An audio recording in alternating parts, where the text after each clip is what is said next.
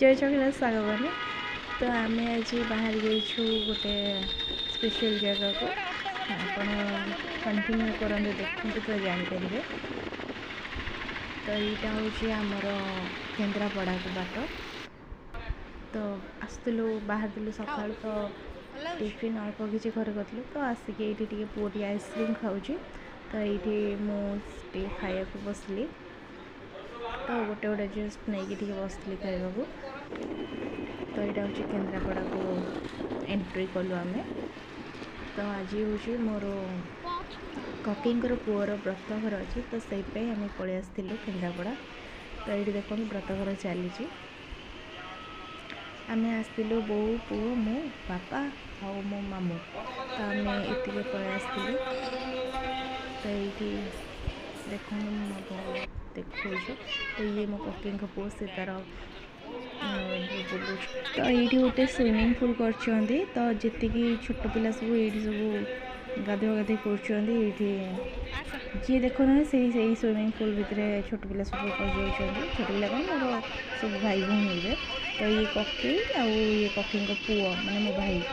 तो देखो व्रतघर चली तो बापा आसिक जेहेतु मो बुढ़ी माँ भौणी तो आस मुंडिया मारिक बस।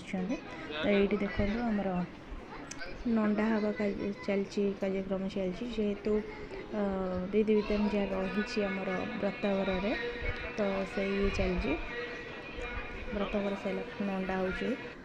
तो ये देखो बहुत जेहेतु भाज हम ये दीज हूँ ननद माने मो पीस माने तो ननद भज गप चली मत पचार आसन घर आड़े हाँ मुझे आसती मानक सब गप चलती। तो ये मो जेजे बसते तो ये देखो गप सब समस्ते होती।